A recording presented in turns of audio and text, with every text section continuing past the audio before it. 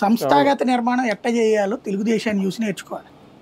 ఒకప్పుడు కాంగ్రెస్ కూడా అట్లాగే ఉండేది సంస్థాగత నిర్మాణం. ఇప్పుడు వాళ్ళు ఫెయిల్ అయ్యారు.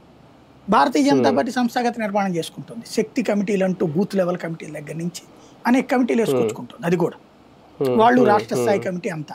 ఒక జనసేనకి ఏంటది, ఏదో నియోజకవర్గానికి ఒకడు, ఏదో లేకపోతే 10 మందితో ఒక కమిటీ, అదే ఏం పోస్టో అర్థం కాదు, అది ఏం చేయాలో కూడా అర్థం కాదు. ఇప్పుడు ఎట్లా ఉండాలంటే ఒక బాధ్యత. ఇప్పుడు for example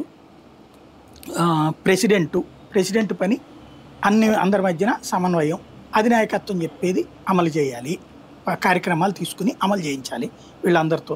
secretary, administrative secretary, ఈయన పర్మిషన్స్ తీసుకురావాలి.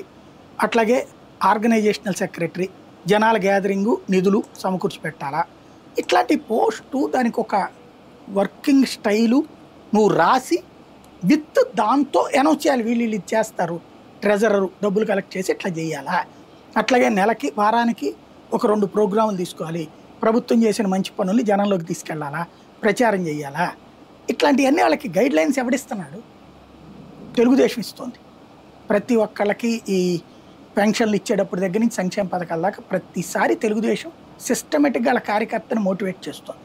ఎప్పుడు ఆర్గనైజేషనల్గా యాక్టివ్గా ఉంటుంది తెలుగుదేశం. జనసేనకి అది లేదు.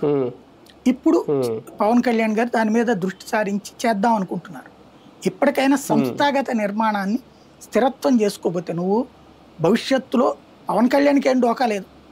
ఆయన రాజకీయం 25-30 ఏళ్ల దాకా ప్రాబ్లమే లేదు. ఎందుకయ్యా అంటే ఆయన కింగ్ అవుతారా లేదా అన్నది కాలం నిర్ణయిస్తుంది. కింగ్ మేకర్గా మాత్రం రాబోయే 25 ఏళ్ల దాకా కూడా ఉంటాడు.